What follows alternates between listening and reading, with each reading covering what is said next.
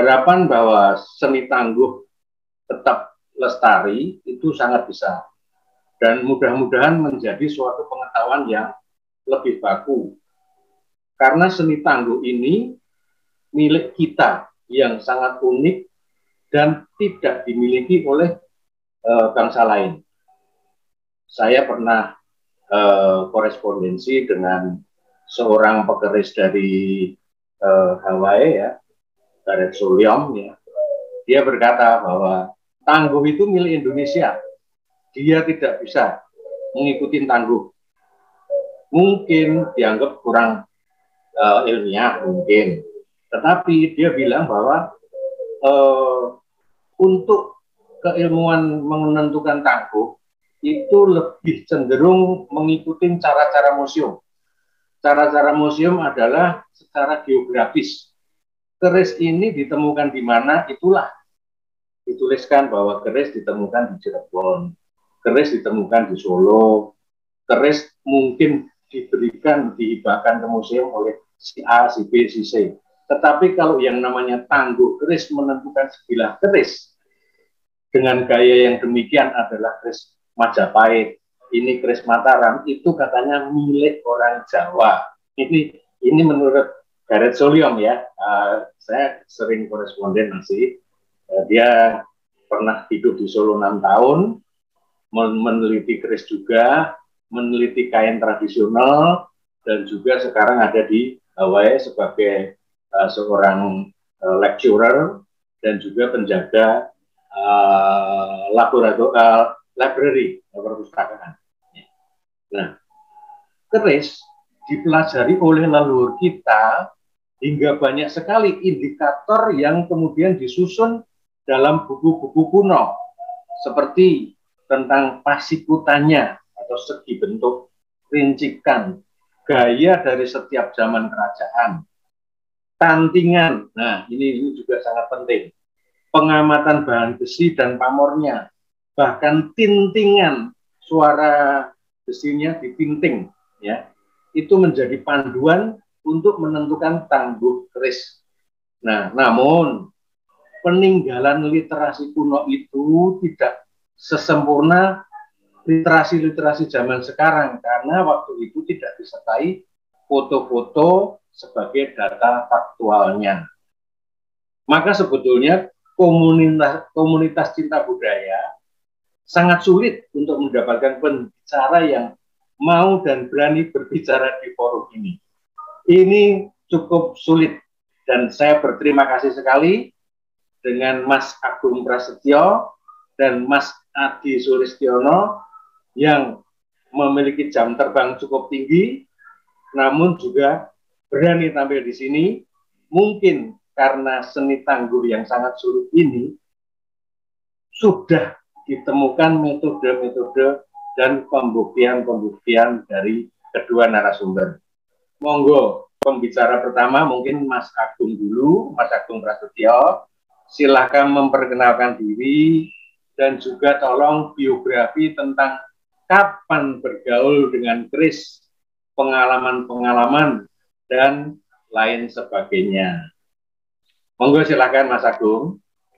Matur nuwun Pak Tony, sugeng dalu Bapak Ibu semuanya. Baik Pak Tony, perkenalkan nama saya Agung Prasetyo. Saya dari Klaten aslinya. Saat ini saya domisili di Tangerang. Dulu awalnya saya kenal keris itu, saya pikir mistik, musrik, sirik gitu. Kaitannya erat dengan hal-hal seperti itu. Orang tua punya, tapi kita takut untuk bahkan memegangnya pun takut. Hingga pada tahun 2000-an saya ditunjukin beberapa keris. Satu itu bentuknya indah banget, satu gambar pamornya itu indah banget. Nah, mulai dari situlah saya berpikir bahwa, ini seni, bukan sesuatu yang musyrik atau syirik atau apapun. Tapi saya pikir ini seni. Nah, mulai dari situlah saya mulai tertarik dengan keris, mulai mengumpulkan, mulai mengkoleksi. Mungkin sekarang sekitar 150-an lah saya punya keris. Awalnya begitu, Pak. Nah, ini juga kemudian eh, nanti di slide saya terangkan kenapa kemudian tertarik di kantor itu kebetulan ada alat yang bisa untuk mendeteksi unsur logam. Kemudian saya pakai untuk coba-coba kira-kira beda nggak ya unsur tiap tangguh itu. Bicara tangguh itu pasti seru, Pak.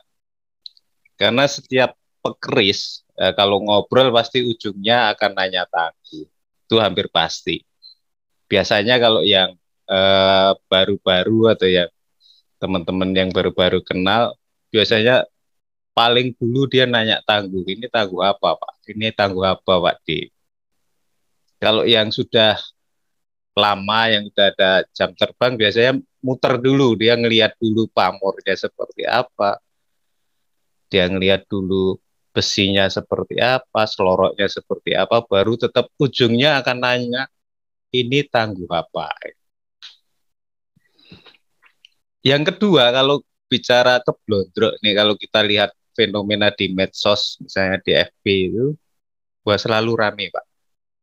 Selalu rame kalau ngomongin keblondrok kayak nggak ada habisnya.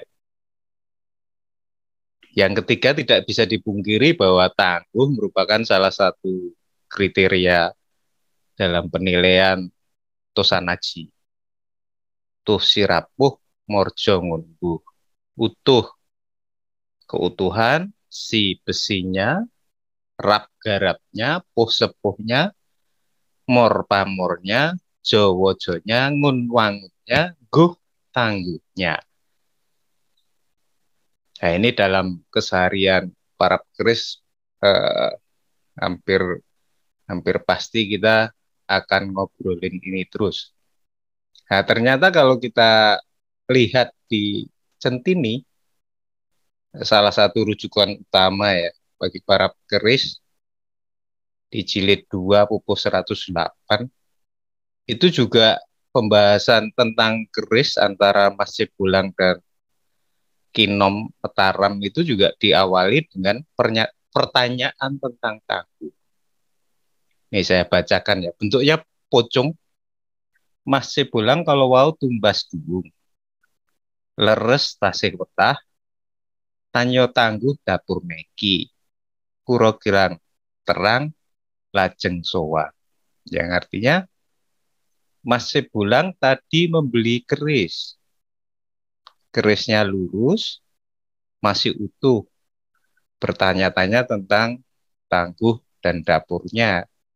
Saya nggak terlalu paham, maka saya ajak Suwan ke sini.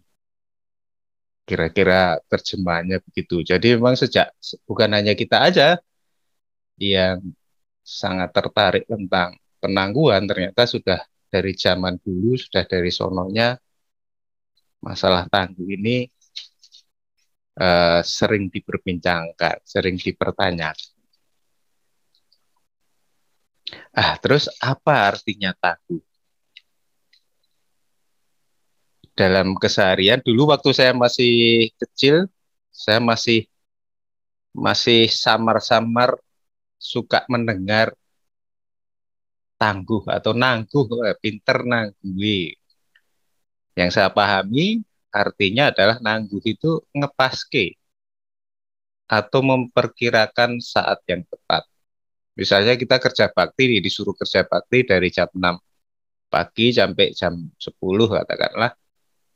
Jam 9 waktunya istirahat dan makan minum. Nah, kalau datang di kira-kira sekitar jam 9 itu kemudian ada yang ngomong atau ngelok, wah pinter bocah iki nangguh. Artinya, wah pinter ngepaske pas sahur, ngepaske pas wedangan. Tangguh juga ada yang menyebutnya toyo atau air. Artinya kapan keris itu disepuh dengan air atau cairan. Nah, tangguh dalam hal ini adalah saat di mana keris tersebut setelah selesai dibuat kan ujung atau terakhirnya adalah proses penyepuhan. Nah, kapan dan di mana keris tersebut disepuh atau diguincing. Makanya ada juga sebagian teman yang menyebutnya tangguh itu toyo. Lalu bagaimana yang berikutnya, bagaimana tangguh menurut Serat Centini? Nah, saya membuat catatan ini sedikit bahwa eh, tulisan Jawa itu ditulis biasanya dalam bentuk tembang. Makanya jangan kemudian dipahami seperti narasi atau deskripsi yang sifatnya modern. Karena tembang itu terikat oleh beberapa aturan. Misalnya dalam tembang, satu tembang itu diikat jumlah barisnya, setiap tembang itu harus sama, setiap bait atau setiap foto itu sama. Kemudian jumlah suku katanya juga harus sama. Yang terakhir, vokal terakhir, ujungnya itu juga harus sama. Ini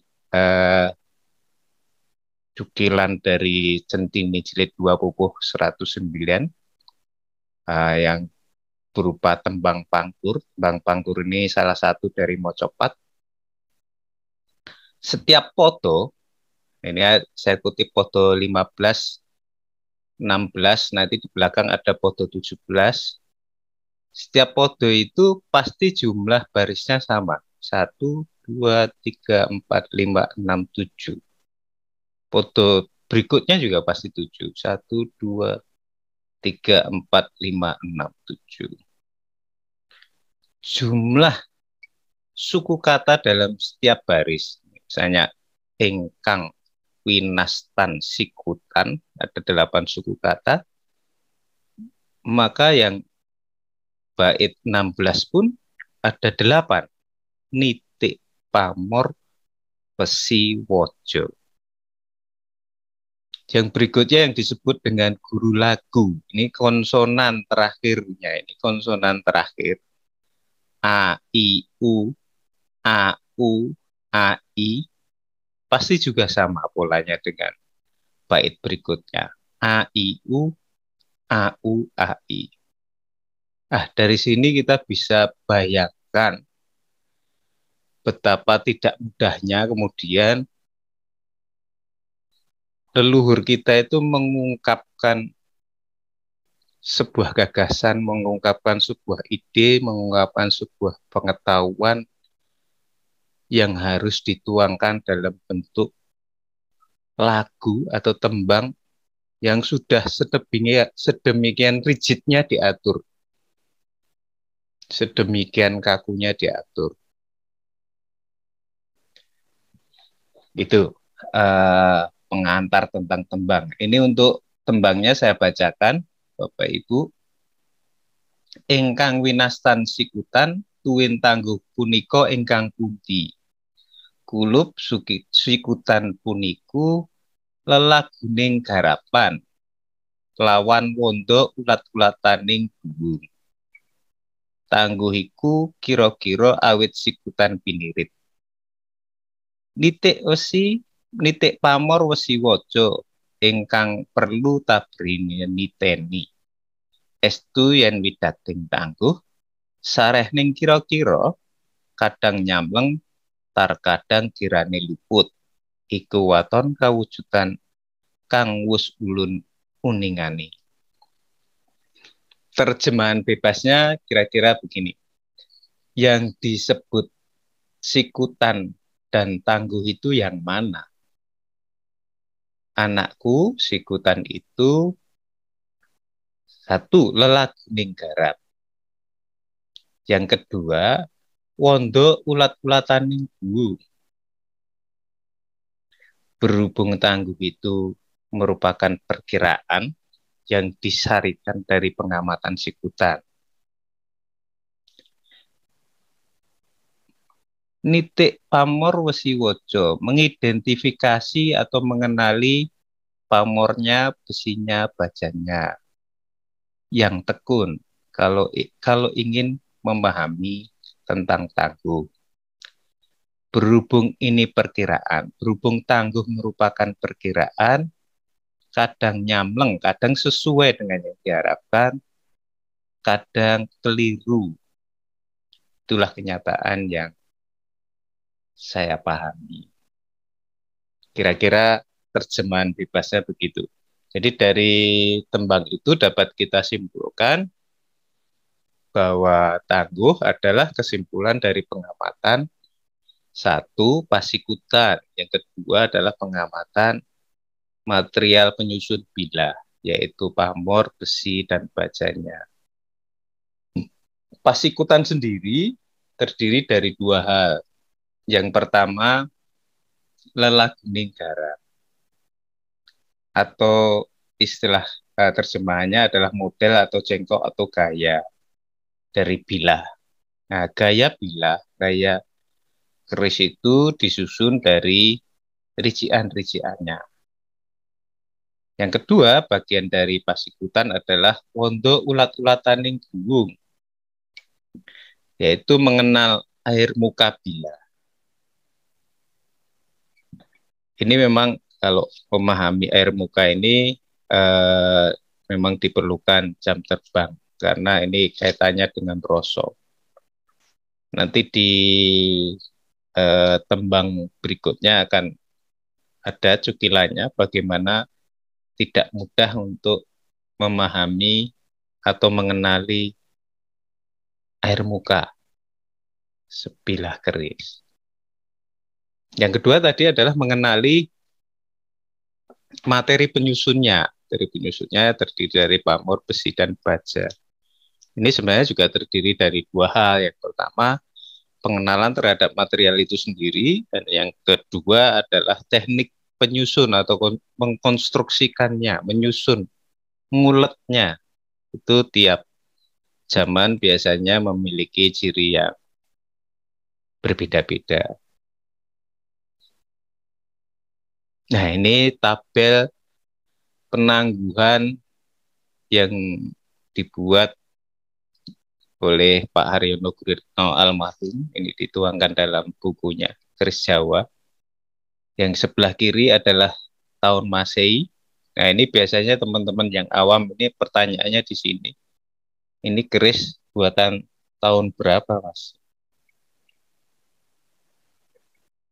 Nah, sementara kalau teman-teman yang sudah mengenal keris lebih lama, dia akan terkait atau dikaitkan dengan masa sebuah kerajaan. Kalau sulit juga dikaitkan dengan masa tertentu yang spesifik, biasanya akan dikategorikan dalam kategori yang lebih global. Misalnya ini nom-noman. Ketika sulit untuk memperkirakan ini nom-noman dari daerah mana, dari Jogja atau dari Solo atau dari beberapa pesalin yang ada di luar keraton, biasanya kemudian disampaikan Tangguh atau keterangan yang lebih global, misalnya nom-noman. Gitu. Nah, menurut almarhum Pak Haryono Haryo Guritno, Tangguh itu memiliki 3 aspek. Yang pertama adalah aspek kronologi atau terkait dengan eranya atau masanya. Yang kedua adalah aspek geografi atau kedaerahan, pendaerahan. Nah, ini kronologi maupun geografi ini sangat erat kaitannya karena masa pemerintahan tertentu itu ya terkait dengan kapan dan wilayahnya meliputi mana saja. Jadi aspek waktunya, aspek zaman, dan aspek teritorialnya, wilayahnya meliputi apa aja. Nah, ada 2 catatan penting yang mungkin bisa kita cermati terkait dengan aspek kronologi maupun geografi ini. Tiap zaman itu atau tiap daerah itu biasanya mempunyai nilai-nilai tertentu, mempunyai budaya tertentu. Makanya eh, kita bisa kadang-kadang bisa temuin dapur tertentu itu populer di daerah tertentu. Misalnya Kris Lurus itu populer di era atau di daerah Tuban, tapi sulit kita jumpai di era Mataram. Atau jumlah luk tertentu, misalnya di daerah Kulonan itu kita sering menjumpai keris dengan luk berjumlah 9. Di daerah lain mungkin akan berbeda lagi. Juga karakter atau perwujudan bendanya sama-sama, katakanlah sama-sama berdapur tilam upih. Tentu karakternya daerah tilam upih Tuban akan berbeda dengan tilam upih Mataram, akan berbeda dengan tilam upih Nom-Noman. Bahkan Jogja dan Solo pun yang sama-sama Nom-Noman memiliki karakternya masing-masing dalam sisi bentuk atau perwujudan visual. Yang ketiga adalah aspek teknis visual. Nah, hal-hal yang penting untuk dicermati terkait dengan aspek teknis visual adalah yang pertama materialnya, yaitu besi, pamur, dan bajanya. Kita mesti mencermati jenisnya, mutunya, tingkat kemurniannya, uratnya, nuansa warnanya, baik sebelum maupun sesudah diwarnai. Nah, kalau terkait dengan kondisi ini, sebelum dan sesudah diwarangi ini ya tentu yang paling menangan ya ahli warangan, teman-teman yang biasa mewarangi inilah yang jam terbangnya paling tinggi, karena beliau-beliau inilah yang kemudian paling sering untuk mutih dan kemudian memproses mewaranginya. Jadi dia tahu persis kondisi putihnya seperti apa dan kemudian kondisi setelah diwarangi seperti apa. Nah, teknik dan visual ini yang kedua adalah terkait dengan pasikutan atau gaya dari keris yang bersangkutan. Nah, belajar tangguh. Belajar tangguh itu kalau menurut saya mesti ada 3 hal. Yang pertama terkait dengan literasi yang kredibel. Yang kedua, sampel atau barangnya yang otentik untuk pembelajaran. Yang ketiga adalah guru yang mampu dan mau menunjukkan atau memperdar. Biasanya kalau terkait, kembali lagi ke yang pertama, terkait dengan literasi, berhubung keris ini sumbernya dari keraton, maka literasi yang kredibel adalah literasi-literasi yang sumbernya tentunya dari keraton juga. Nah, biasanya kalau sumbernya dari sana, ada kendala bahasa. Biasanya literasi itu masih ditulis dalam huruf Jawa, jadi kita perlu untuk alih aksarakan dulu. Setelah alih aksara, alih bahasa. Seringkali kan bahasanya kita sudah tidak mengenali ini artinya apa. Buat saya yang generasi yang kesini sudah mulai ada beberapa kata yang saya meraba-raba atau tidak mengerti. Apalagi untuk generasi di bawah kita tentu akan mengalami kesulitan kalau literasi itu sumbernya dari keraton dan masih dalam bahasa Jawa. Nah, kesulitan itu misalnya begini, ini kan kelanjutan dari Serat Sentini. Nah, ini bait yang ke-17, kelanjutan dari yang tadi tentang tangguh. Saya bacakan. Kang tinangguh pajajaran, pasikutan kaku dasari garing. Pamor ing sawetunipun, tancep pandes alembat. Tangguh Mojopait, wingit semunipun, rigel lumer kang dasar. Garing biru sawetawis. Artinya kurang lebih begini. Yang ditangguh Pajajaran, pasikutannya kaku, besinya garing. Bagi awam, pasikutan yang kaku itu yang seperti apa? Ini kan tentu eh, tidak bisa diajarkan sekali lihat langsung. Mungkin akan sulit. Makanya perlu contoh. Ini pasikutan yang kaku itu seperti ini. Nah, tentu juga butuh pasikutan yang sebaliknya dari kaku.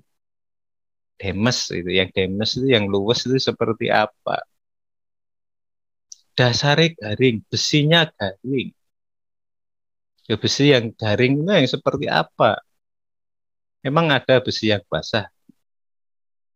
Nah, makanya ini eh, perlu sampel dan perlu ada orang yang bisa dan bersedia menunjukkan ini loh yang disebut pasikutan kaku, ini loh yang disebut besinya kering atau garing. Dikatakan pamor ing sawetunipun. Nah, mungkin kita paham lah. Berarti pamornya tidak terlalu ditata sedemikian rupa. Jadi sekeluarnya. Kemudian dikatakan tancep pandes alembat. Yang tancep itu yang seperti apa? Yang tancep pandes itu yang seperti apa? Mungkin di satu sisi ada yang dibilang ngambang. Pamor ngambang itu seperti apa? Kalau kita nggak punya referensi visual, tidak punya contohnya, contoh nyatanya, tentu ini akan sulit. Bagi pembelajar-pembelajar baru akan sulit. Contoh selanjutnya itu tentang Tangguh Mojopahit. Wingit semunipun. Nah, wingit itu yang seperti apa? Ini yang dikatakan wondo ulat-ulatan yang bung tadi. Ini salah satunya. Kaku, wingit. Yang wingit itu yang seperti apa? Prigel, yang lumer. Yang lumer itu seperti apa? Besi yang lumer itu seperti apa? Dikatakan besinya kering, warnanya biru.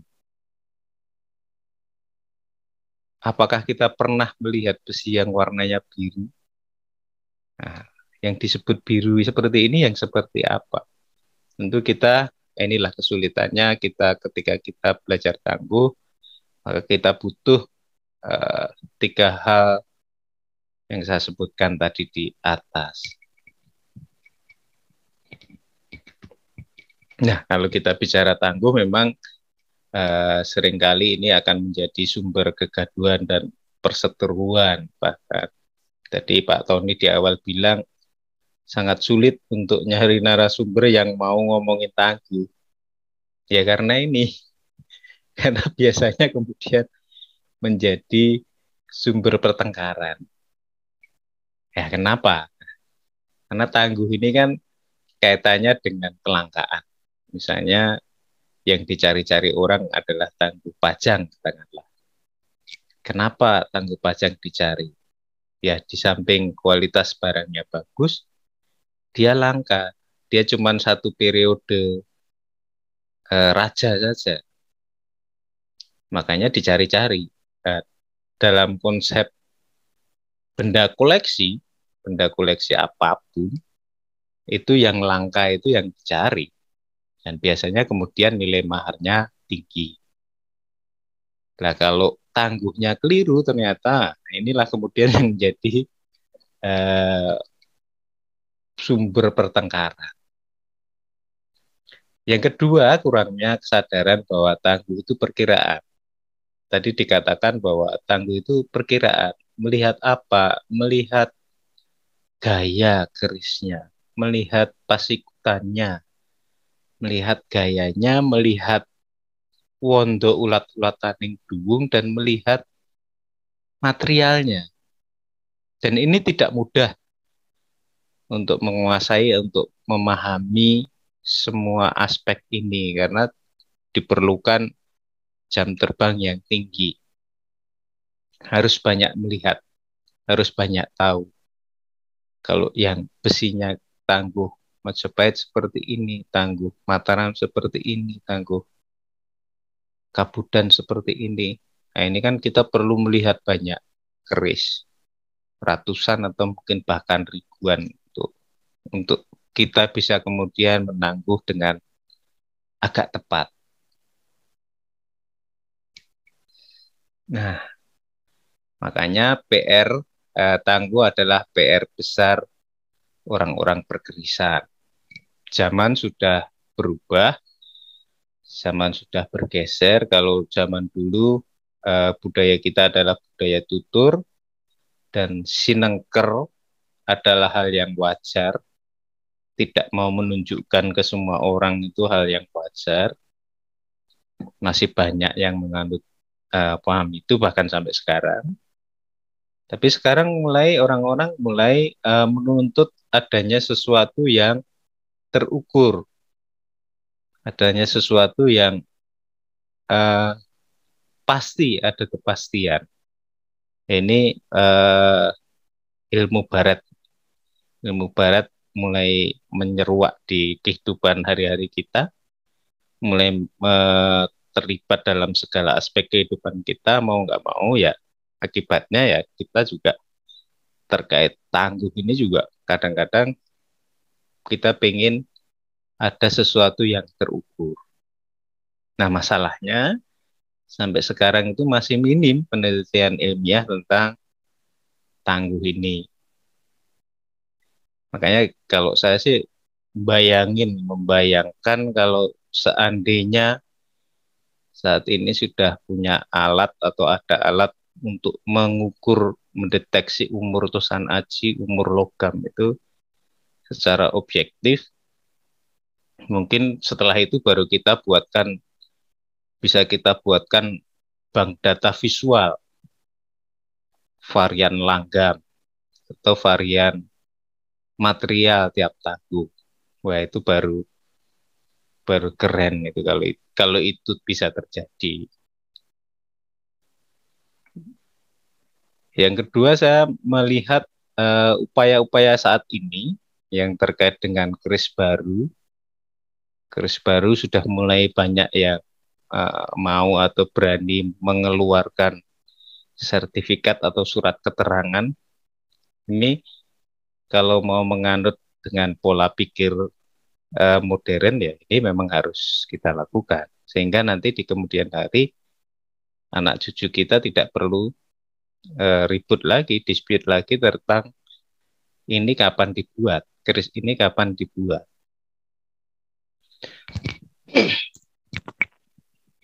Identifikasi yang sering kita dengar, sering kita kenal, yang pernah dilakukan yaitu identifikasi material atau komposisi Tosan Aji menggunakan metode X-ray fluorescent atau XRF.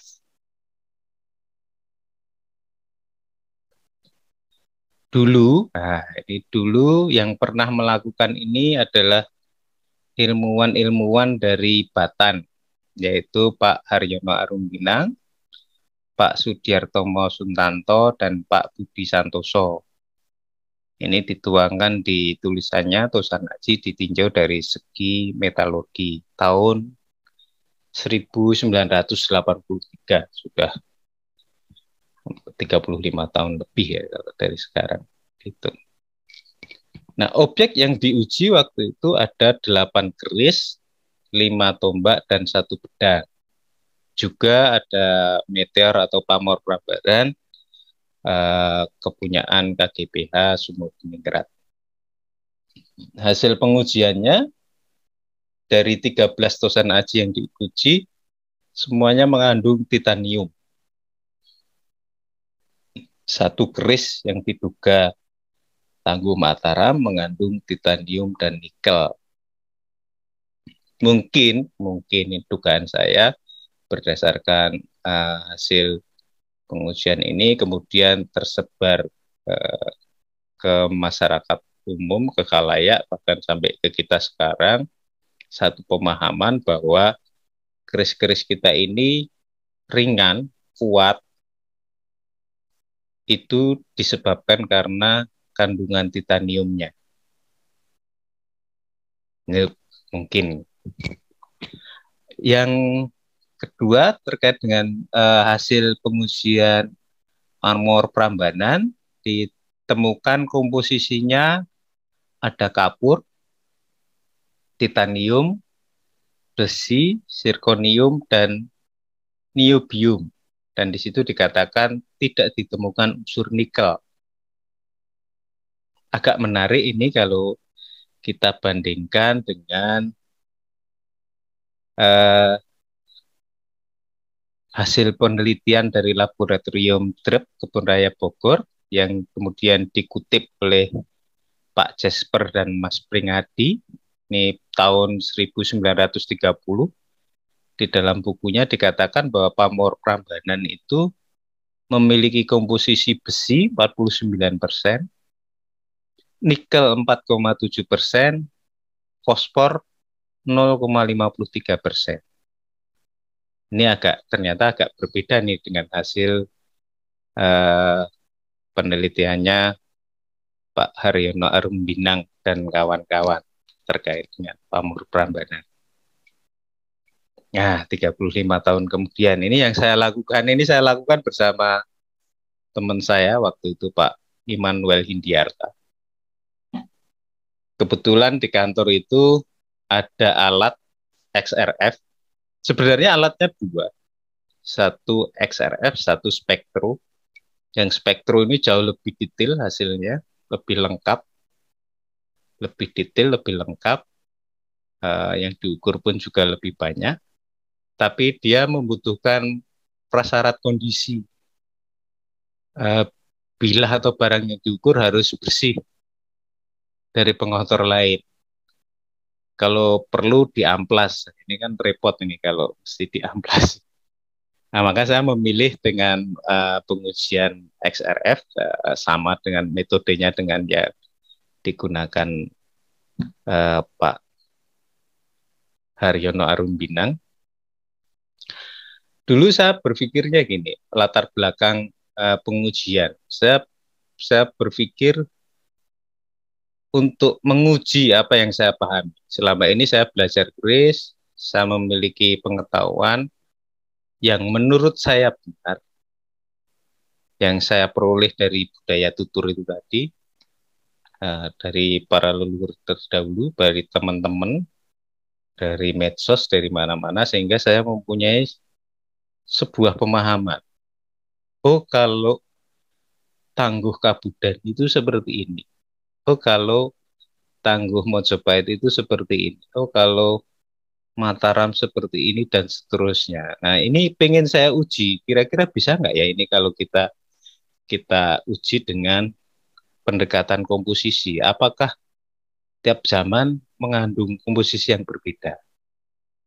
Makanya saya melakukan percobaan atau pengujian itu. Objek yang saya uji kurang lebih ada 100 bilah dari Tangguh Kabudan sampai nom-noman, baik PB maupun HB. Pada saat itu saya masih fokus di material khususnya besi dan bajanya. Besi dan bajanya saya merasa sudah menemukan sebuah kesimpulan, kemudian mau beranjak ke pamor. Nah, ketika mau beranjak ke pamor, karena satu dan lain hal, akhirnya saya hentikan total pengujian ini. Nah, kalau melihat dari pengujian yang kita lakukan waktu itu, hanya fokus pada besi dan bajanya, kami berani menyimpulkan bahwa ada unsur pembeda antara besi tradisional keris-keris Jawa dengan besi pabrikan. Yang kedua, ada pola tertentu pada unsur-unsur setaan tulisan aji yang ada. Nah, saya berharapnya kemudian saya menggunakan ini untuk identifikasi, alternatif identifikasi, apakah keris yang saya punya atau keris yang saya coba tangguh itu merupakan keris asli kuno atau keris baru atau putra. Ini mulai saya gunakan untuk kepentingan pribadi saya. Saya melihat ada potensi kalau teman-teman mungkin Bapak Ibu ada yang mau melanjutkan penelitian ini. Hipotesa atau perkiraan saya begini, setiap daerah itu yang memiliki tambang besi, setiap daerah itu pasti unsur sertaannya, dugaan saya, unsur sertaannya berbeda-beda. Bisa besi dari Cilacap, besi dari Pekalongan, atau dari Luwu, atau dari daerah manapun, unsur sertaannya berbeda. Nah, kalau kita punya database ini, unsur sertaan dari besi-besi tiap daerah, mungkin kemungkinan ini akan bisa kita gunakan untuk menangguh atau meneliti keris itu asalnya dari mana, materialnya berasal dari mana. Maka aspek geografis yang tadi disebutkan di depan bisa kita petakan. Ya. Mudah-mudahan ini ada teman-teman yang tergerak untuk mencoba melakukan penelitian ini, karena ini memungkinkan. Alatnya sekarang sudah mulai banyak, sudah mulai bisa kita pinjam.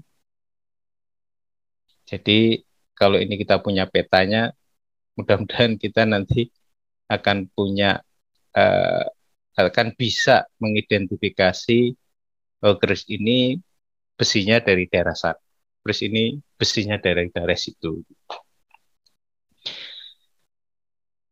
Ini yang alat yang kita gunakan yang saya ceritakan tadi, XRF-nya. Ini keris-keris keleng ini berarti ini percobaan awal-awal saya, karena saya memang masih fokus di material besi dan bajaknya. Ini kira-kira hasilnya pernah saya upload juga di Facebook. Ini keris nom-noman saya, yang ini udah penggunaan dari hasil kesimpulan tadi. Ada beberapa teman bilang ini baru, kemudian saya uji dengan XRF dan saya simpulkan ini lama. Masih kurang percaya, kemudian saya putih juga, akhirnya saya putih sendiri, saya warangi sendiri, dan kesimpulan saya ini memang lama. Nah, ini salah satu alat uji yang menarik juga, tombak rontek yang konon katanya dipesan dari Belanda, memang mempunyai kandungan atau unsur yang berbeda dari besi tradisional yang pada keris-keris Jawa. Ini contoh keris baru, komposisi keris baru, punya Pak Immanuel, kalau nggak salah. Nah, ini data-data saya, karena satu dan lain hal ini nggak sempat, nggak saya teruskan, jadi masih berantakan. Makanya di depan saya sampaikan yang saya uji kurang lebih 100, karena saya pastinya belum hitung pastinya, cuma pastinya. Tapi saya perkirakan sekitar ya adalah kurang lebihnya 100 lah. Dulu saya bercita-cita atau berkeinginan sebenarnya semua keris saya mau saya cek, dan juga mungkin dengan kerisnya Pak Immanuel. Waktu itu posisinya kurang lebih koleksi Pak Immanuel udah 300-an. Saya sekitar 120, 130 lah waktu itu. Saya rasa begitu Pak Tony pemaparan saya.